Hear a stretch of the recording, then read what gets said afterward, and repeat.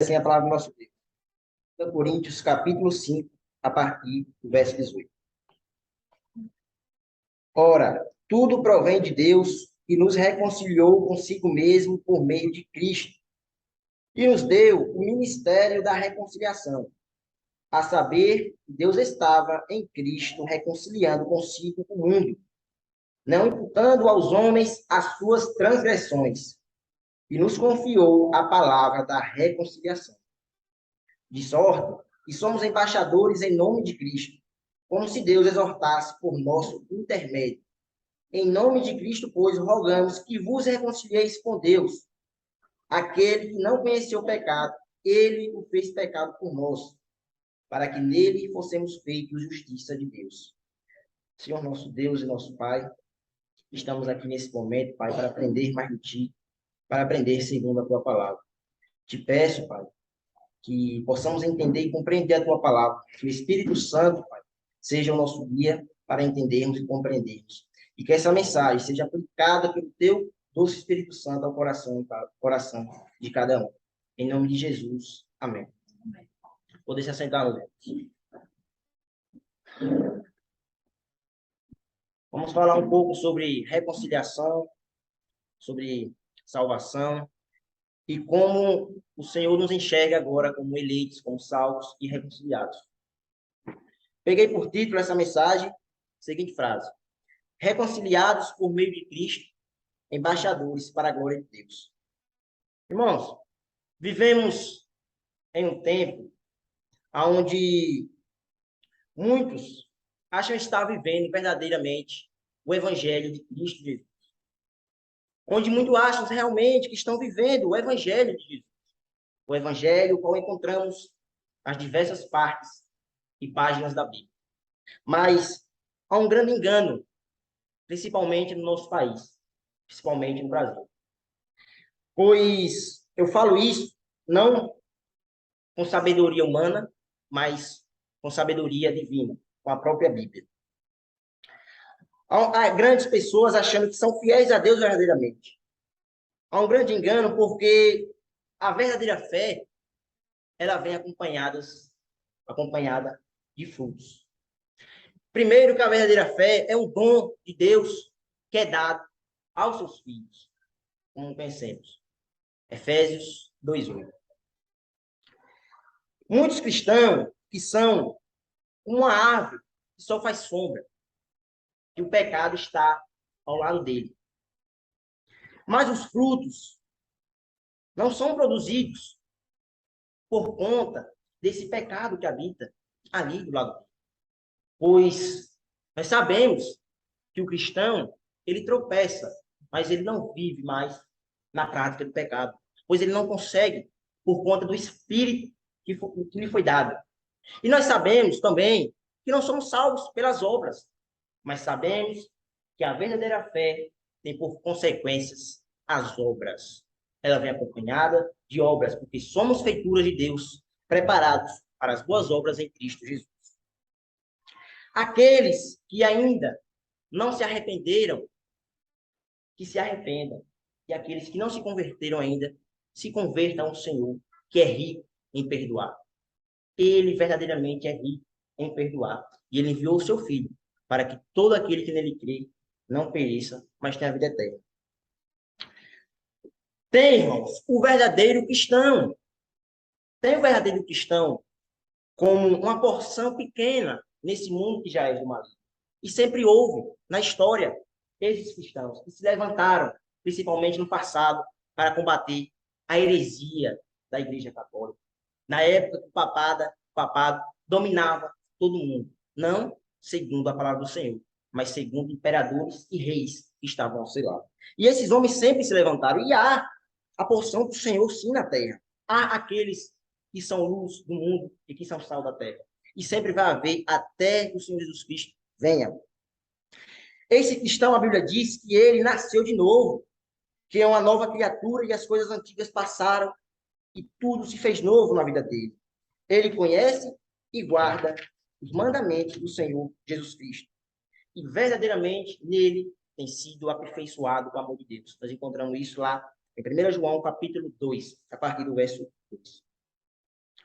Não fazendo, esse cristão não faz as suas próprias vontades e desejos, mas ele faz a vontade daquele que está nos céus, com gozo ou sem gozo, ou seja, com alegria ou sem alegria.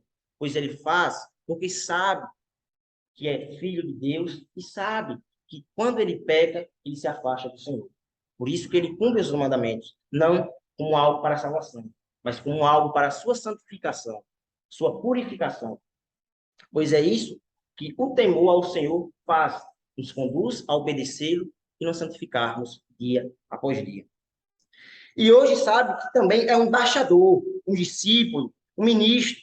Ele está sempre atento na lei perfeita, como o Tiago disse, e nela persevera, não sendo apenas um ouvinte negligente, mas um operoso praticante. Pois esse cristão tem que ter comunhão e usar as armas que o Senhor nos proporcionou. Ele lê, com certeza, vai orar, vai buscar o auxílio do Senhor, porque vive incomodado e precisa das armas que o Senhor o proporcionou. Foi dado a ele também um ministério, foi confiada a ele a palavra da reconciliação. Deus deu o privilégio ao verdadeiro cristão de anunciar essas palavras de reconciliação e de pregar Cristo crucificado, pois é o que acabamos de ler aqui em 2 Coríntios, capítulo 5. Tem os cristãos, irmão, que estão dormindo na igreja, que verdadeiramente são filhos de Deus, mas que estão dormindo. O tempo, a negligência, a omissão, a palavra, a busca, a entrega, ele parou. E ele não vem, ele vem agora se conformando com o mundo, enquanto Paulo diz, para não nos conformarmos com esse mundo, mas sermos transformados pela renovação da nossa mente, que só vem com a palavra. Então, um cristão genuíno, ele sabe que ele nunca sabe de tudo. Por quê? Porque ele esquece, e todos nós esquecemos. Por isso, a necessidade de renovarmos a nossa mente dia após dia. Mas muitos cristãos estão dormindo, estão nessa fase. E esses cristãos precisam de quê? Simples e fácil. Nada mais que entrega com a palavra, comunhão com a palavra, oração, comunhão com os irmãos, serviço na igreja. Pois não fomos mais chamados, como filho de Deus hoje, para andarmos como andávamos antes, mas para fazermos a vontade e a obra de Jesus. Infelizmente, o alvo desses cristãos que estão dormindo não é contemplar mais a Cristo crucificado. Não é buscar as coisas do alto e muito menos pensar nas coisas do alto. Normalmente, o alvo dos irmãos que estão dormindo, dos cristãos que estão dormindo, é um bom trabalho, é a preocupação, é o anseio pelas coisas do mundo, viver ansioso pelas coisas que esse mundo, enquanto Jesus diz, para não andarmos ansiosos por coisa alguma. É claro que isso não é fácil, mas com a comunhão e com a entrega, dia após dia, nós sabemos que nós descansamos no Senhor, pois o Espírito Santo nos dá esse descanso. E a diversão dele hoje é como a do mundo, muitas vezes. Nós, como cristãos, devemos ser olhados pelo mundo, e o mundo também, não só Cristo, perceber que nós somos separados, buscando a santidade, buscarmos sermos santos e irrepreensíveis, como está em Efésios 4. Nada contra nós termos uma casa, um carro, claro que não, todos podemos ter. Nada contra assistirmos ou termos entretenimento, mas nós sabemos que tudo que faz o nosso amor desfiar por Cristo se torna pecado. Não importa se é o seu filho, se é o seu esposo, mas tudo que faz seu amor esfriar por Jesus Cristo, ele não ser o centro da sua vida, se torna em pecado. E assim, claro, vem o descanso, as férias do cristão por conta disso. Então, Cristo está sempre dizendo a esse cristão, descanse em mim. Eu te dei a vida eterna. Como o apóstolo Paulo escreve a Timóteo, tome posse da vida eterna, pois há reservado para vocês novos céus e nova terra, no qual habitará total justiça. Haverá para vocês, na eternidade, felicidade, um corpo glorificado, uma mente glorificada. Mas enquanto estivermos aqui, há para nós ainda aflições e lutas e trabalho na obra de Deus. Mas louvado seja o Cordeiro de Deus que tira o pecado do mundo. Glória ao nosso Deus Por mais que o homem que tenha pecado contra ele, foi ele quem proveu e decidiu se reconciliar novamente com o homem. Deus, em sua infinita misericórdia, proveu essa reconciliação por meio da morte do seu filho. E o primeiro ponto que vou focar é aqui na reconciliação de Deus. Com isso vem salvação do Senhor. E peço que todos olhem novamente o versículo 18 e prestemos bem atenção nesse versículo. Ele vai dizer assim: ora, tudo provém de Deus, que nos reconciliou consigo mesmo por meio de Cristo e nos deu o ministério da reconciliação. Ele começa dizendo que tudo provém, ou seja, provém, origina-se, flui em Deus. E também a reconciliação veio por conta que Deus quis, ele planejou e decidiu nos reconciliar consigo mesmo por meio de Jesus Cristo. Para nós termos essa reconciliação com Deus, alguém teve que pagar um preço muito alto. E como nós sabemos, quem pagou esse preço foi o nosso Salvador, Jesus Cristo. Irmãos, imagina aí uma grande cratera entre nós e Deus, para chegarmos do outro lado. 10 bilhões de quilômetros ou mais, pois, pode crer, era essa a distância que estávamos de Deus. Mas Deus, em sua infinita misericórdia, fez com que Jesus Cristo fosse a ponte que nos conduza e nos leve a Deus. Ele é a ponte a qual nós estamos caminhando.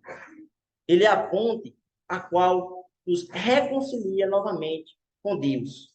Bem verdade, essa ponte é estreita, mas aquele que não quer ir por essa ponte não tem caminho para ir. Só há abismo.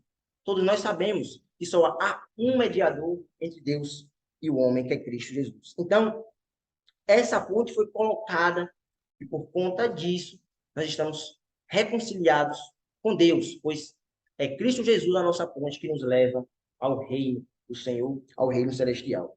Nós estamos reconciliados, meus irmãos, porque é por essa ponte que estamos andando. E para nós termos um entendimento maior de como essa ponte nos leva à reconciliação, olhe para a cruz, não olhe para os seus méritos. Em termos de reconciliação, que com isso vem a salvação da nossa alma, de nosso corpo, olhe sempre para os méritos de Cristo. Não olhe para os seus méritos ou para a sua obra, em termos de reconciliação. Não tente bater contas, por exemplo, e dizer que merece ser salvo, pois você estaria sendo enganado e no futuro isso pode ter um peso muito grande, muito alto, por você não entender a doutrina da justificação, por você não entender quem é Cristo Jesus em nossas vidas. Descanse, pois a reconciliação veio de Deus. Descanse, pois ele quem proveu e a obra quem fez foi Cristo na cruz do Calvário. Nós devemos saber que essa reconciliação veio por conta do seu Filho na cruz do Calvário. Então, nós devemos contemplar a Cristo crucificado. E esse deve ser o nosso gás diariamente. Contemplar nosso Senhor e Salvador, que nos reconciliou com o nosso Deus soberano. Aquele que já se arrependeu e se converteu, aquele que já percebeu a necessidade de um Salvador, descanse, pois temos um advogado junto ao Pai, Jesus Cristo justo. É o que vai nos dizer lá em 1 João, capítulo 2, verso 1. Essa reconciliação não é como a reconciliação feita por homens, que com o tempo pode se quebrar. Foi uma reconciliação que o próprio Deus fez, e esse Deus veio para esse mundo e se fez carne, para que assim essa reconciliação fosse cumprida, selada e eternizada para todo sempre. Isso porque Deus estava em Cristo reconciliando o mundo consigo. Que é o que vai nos dizer no versículo 19. Olhem aí, por favor. A saber que Deus estava em Cristo reconciliando consigo o mundo, não imputando aos homens as suas transgressões. Deus estava em Cristo, pois ele e o Pai são um, como Jesus diz lá em João 10:30.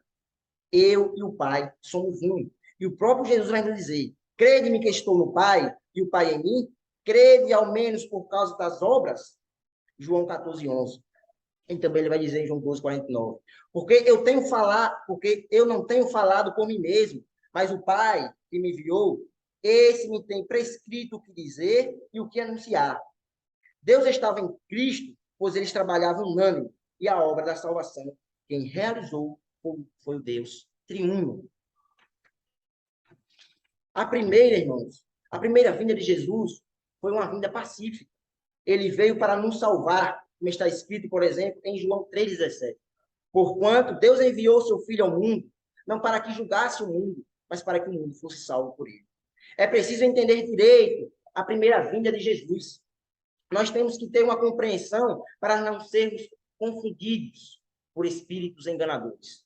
Jesus veio como um servo, ele veio para servir e não para ser servido, como diz em Marcos 10:45.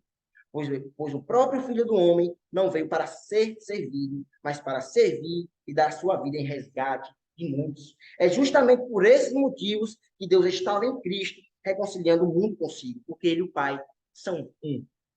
Pois ele tem falado e testificado que o Pai lhe ordenou, que prescrito tudo isso.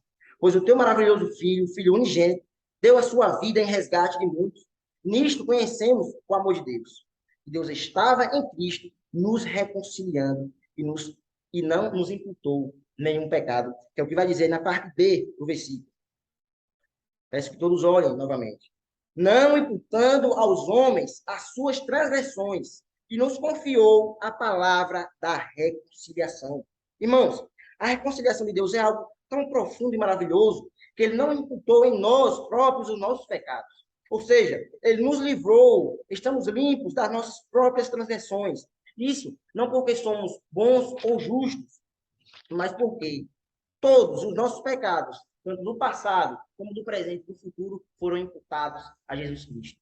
Por isso, entender profundo a justificação pela fé em Jesus. Por isso, entender a reconciliação de Deus por meio de Cristo Jesus, para entendermos quem somos aos olhos de Deus.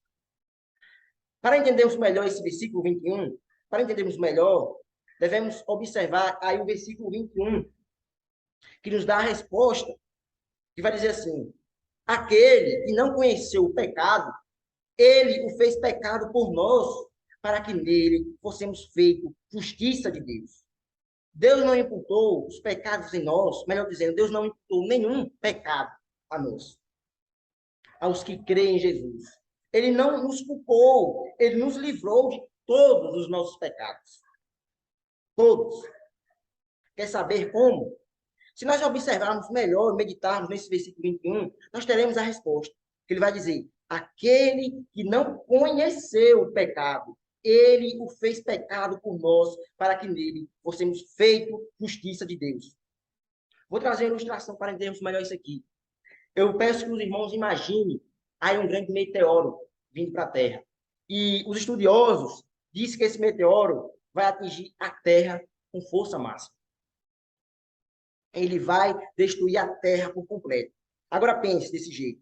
Nós somos a Terra. E o meteoro qual vem é a ira do Deus Todo-Poderoso. Porque nós sabemos que o salário do pecado é a morte. Então, Deus virá, ele julgará, porque ele é o justo juiz. E se você pecou, você transgrediu a lei. E se você transgrediu a lei, você é culpado. Então, nós somos o que a Terra e esse grande meteoro vem. Agora, parem e pensem. Quando esse meteoro está chegando na Terra, uma cruz vai se erguendo. Homens estão puxando uma corda. Imagina a crucificação de Jesus nesse momento. Jesus é colocado e ele é puxado. Porém, eu quero que vocês pensem assim. E nele, um homem todo chicoteado, todo ensanguentado, que é Cristo Jesus, o justo. E quando a cruz é levantada, ela toma a frente de toda a terra. E aquele meteoro, que é a ira de Deus, que cai sobre o homem, ia cair sobre a terra, cai todo no Filho do Homem, cai todo em Jesus Cristo, pois ele está erguido, com os braços levantados, pelos pecadores que estavam na terra. Então, claro que isso aqui é uma ideia para entendermos melhor. A ira que ia cair sobre todos nós caiu em Jesus Cristo. Todos os nossos pecados que nós cometemos no passado, no presente e no futuro, foram todos derramados em Cristo. E a terra que somos nós, nenhuma partícula daquele meteoro atinge. Foi isso que aconteceu na cruz, meus irmãos. toda a ira de Deus caiu sobre Jesus Cristo, o justo. Como como não ficarmos emocionados? Saber que um homem que veio e não pecou, que serviu, porque eu não consigo entender isso. Eu não consigo ser 5% ou 1% disso. Não é verdade? Mas saber que ele nos dá a garantia que ele levou sobre si todos os nossos pecados e que ele nos reconciliou com Deus. Porque aquele que não conheceu o pecado, Deus o fez pecado por todos nós, para que nele fossemos feitos justiças de Deus. Os nossos pecados foram imputados todos a Jesus Cristo. Pois os nossos pecados não sumiram. Não pense que nossos pecados sumiram. Nada disso. Os nossos pecados foram imputados, transferidos, derramados no Cordeiro de Deus que tira o pecado do mundo. Foi Deus, pois Deus o fez pecado. Deus o fez maldição, porque naquela época quem era crucificado era maldito. Não porque ele pecou, não. Ele foi santo, foi obediente, foi justo. Porém, todos os nossos pecados foram imputados nele. Isso aconteceu na cruz. Deus derramou a sua ira, a sua cólera, que era para ser sobre nós em Jesus Cristo. Toda a ira de Deus foi derramada sobre Cristo. Por isso que ele é o quê? A propiciação pelos nossos pecados. Não é isso que está escrito lá em 1 João 2,2? Ele é a propiciação pelos nossos pecados, não somente pelos nossos próprios, mas ainda do mundo inteiro, pois a igreja do Senhor é universal. O que é propiciação? Propiciação é a substituição. Ele foi nosso substituto. É uma troca. O que era para nós sofrer, ele sofreu, aplacando assim a ira de Deus Todo-Poderoso. Mas não foi só isso. Volto para o versículo 1 novamente, a parte C do versículo. A última parte vai nos dizer assim: para que nele fossemos feitos justiça de Deus. Não pense que vocês entrariam no céu sem a justiça. Não entrariam no céu. Mas nele nós fomos feitos justiça de Deus. Nós somos justos porque a justiça de Jesus é imputada a nós. Nós somos justos porque Cristo foi justo. Cristo não pecou. Cristo cumpriu e obedeceu a lei. Toda essa justiça de Cristo agora é imputada a nós. Vocês agora estão conseguindo aprimorar e conhecer a doutrina da graça, a graça do Senhor, que aquela justiça total de Cristo é imputada a nós. Deus olha para nós hoje como santos, como justos, por conta, não do que a gente fez, mas por conta da obra de Cristo, que nos reconciliou com Ele novamente. Vocês estão conseguindo entender a profundidade da graça e amor de Deus? Estão conseguindo entender melhor agora porque Jesus, com toda autoridade, vai dizer em João 6,47, em verdade vos digo, quem crê em mim tem a vida eterna. Para nós entendermos melhor, porque Jesus fala com essa autoridade, e naquela época, onde nenhum judeu tinha visto um homem falar com tanta propriedade, com tanta autoridade, ele fala, quem crê em mim tem a vida eterna. É por isso. Jesus tem essa autoridade porque ele fez a obra, ele cumpriu a missão, ele veio e serviu, ele veio e revelou o Pai, ele veio e fez a vontade do Pai, ele veio e morreu por conta dos nossos pecados. Mas, principalmente, ele venceu a morte e a morte foi morta na morte de Cristo. A morte morreu na morte de Cristo. Tchau, morte. Aquele que crê, eu o ressuscitarei no último dia. É isso que ele vai dizer lá em João 6. Nós nos dando a vitória e assim a vida eterna. Por isso que Paulo faz uma afirmação em Romanos, capítulo 5, versos 10 e 11. Porque se nós, sendo inimigos, fomos reconciliados com Deus pela morte de seu Filho, muito mais, tendo sido já reconciliados, seremos salvos pela sua vida. E não somente isto, mas também nos gloriamos em Deus por nosso Senhor Jesus, pelo qual agora alcançamos a reconciliação. Então não tem mérito nosso. Não tem nenhum mérito nosso. O que nós temos que fazer é descansar e saber que somos salvos, saber que aquele que crê em Jesus tem a vida eterna. É isso que devemos fazer. Descanse, meus irmãos, e vamos cumprir o que fomos chamados a cumprir, ser sal e luz. Nós não somos mais desse mundo. Já passamos da morte para a vida, 1 João 3,14. Já passamos da morte para a vida. Já temos certeza da vida eterna. Tome posse da vida eterna, pois o mérito não é seu, é de Cristo, a obra quem fez foi Ele. Por isso que nós temos segurança. Porque foi ele que fez a obra. Não tem como. Está errado. Não deu errado. Já está cumprido. Ele já foi glorificado. Já ressuscitou. Irmãos, agora vamos para a segunda parte. Eu não comentei ainda o versículo 20 e nem as partes finais do versículo 18 e nem as partes finais do versículo 19. No versículo 18 vai dizer assim, final, peço que todos olhem, por favor, versículo 18, a parte final. E nos deu o ministério da reconciliação. E no final do versículo 19 ele diz, e nos confiou a palavra da reconciliação. Peço que todos agora prestem bastante atenção. Fomos reconciliados por meio de Jesus. Isso porque Deus estava em Cristo reconciliando o mundo consigo. E sabemos que essa reconciliação veio porque nossos pecados foram imputados a Cristo, a justiça de Cristo imputada a nós. Agora que estamos reconciliados, agora que somos filhos de Deus, somos também embaixadores de Deus, ministros do Evangelho. Veja o que vai dizer aí no versículo 20 da sua Bíblia. De sorte que somos embaixadores em nome de Cristo, como se Deus exortasse por nosso intermédio. Em nome de Cristo, pois rogamos que vos reconcilieis com Deus. Irmãos, agora somos embaixadores de Cristo. E o que é um embaixador? É um título de ministro da primeira classe, representante máximo do chefe. Nós somos embaixadores de Cristo. É isso que Paulo está nos dizendo. Nós somos ministros, somos discípulos de Cristo. Nós temos agora um cargo. E por que temos um cargo? Porque ele nos confiou a palavra da reconciliação. Nós somos representantes de Cristo, somos discípulos de Jesus, somos a sua igreja, o que representa o corpo de Cristo. Somos representantes de Cristo aqui na terra. Vocês já pararam para pensar nisso? Que nós somos os representantes de Cristo? Já pararam para pensar nesse privilégio? Que é ser representante de Cristo na terra? Não só filhos, mas embaixadores, ministros e discípulos. Deus está agora como se exortando por nosso intermédio. Por que Deus exorta por nosso intermédio? Veja a resposta no final do versículo 18. E nos deu o ministério da reconciliação. E no 19, nos confiou a palavra da reconciliação. Irmãos, quando Deus nos reconciliou, Ele nos salvou, não foi só isso e acabou. Vamos agora ficar de braços cruzados e esperar um novo céus e nova terra. Não. Ele nos salvou e nos chamou para servi-lo, para obedecê-lo e para amá-lo. O que é que está escrito lá em Deuteronômio, capítulo 10, verso 12? Agora, pois, ó Israel, o que o Senhor requer de ti. Então, nós podemos botar assim, agora a igreja do Senhor. Estamos salvos, estamos reconciliados. O que o Senhor requer de nós? Não é que temas o Senhor, seu Deus, e ande em todos os teus caminhos, e o ame e o sirva de todo o seu coração e de toda a alma. É isso que o Senhor quer de nós. Não é nada além disso. É isso que Ele quer da sua igreja, do seu povo. Ele nos deu o ministério da reconciliação. Nós agora fazemos parte de um ministério. Nós agora somos sal, somos luz. É isso que Jesus nos disse.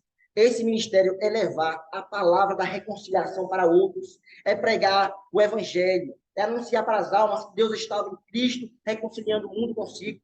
Nós podemos viver enganados a vida toda, meus irmãos, se acharmos que só uns foram chamados para pregar. Nada disso. Todos foram chamados para pregar. Todos foram chamados para anunciar que nosso Deus reina, que Ele está sentado ao trono, que Ele é onipotente e que Ele é o único Deus. Pois a palavra diz, no final do versículo, e nos confiou a palavra da reconciliação.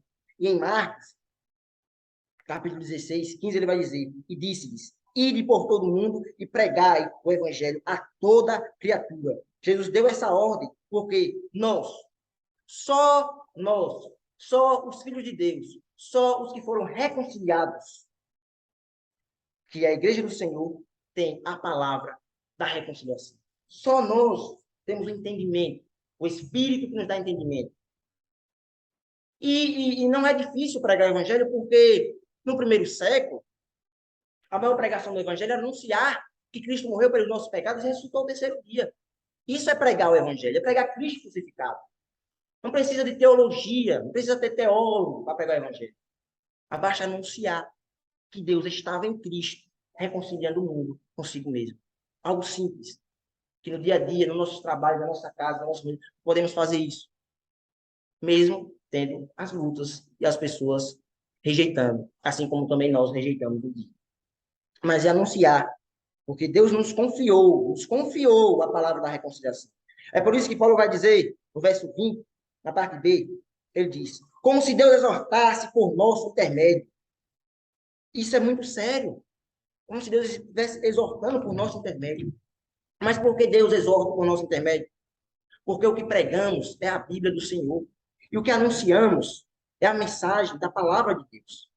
É como se Deus exortasse por nosso intermédio, porque lá em 2 Coríntios, capítulo 2, verso 14 a 16, ele vai dizer: graças, porém, a Deus, que em Cristo sempre nos conduz ao triunfo, e por meio de nós, manifesta em todo lugar a fragrância do seu conhecimento. Porque nós somos para com Deus o bom perfume de Cristo, tanto os que são salvos para os que se perdem. Para com este cheiro de morte para a morte, para com aqueles aroma de vida para a vida. Nós carregamos a mensagem que salva, mas também carregamos a mensagem que condena. Foi confiada a nós essa mensagem. Para uns, cheiro de morte para a morte, para outros, cheiro de vida para a vida. É a realidade. Nós temos essa palavra, foi nos confiado essa palavra de reconciliação. É isso que Paulo está dizendo aqui. Essa é a nossa responsabilidade.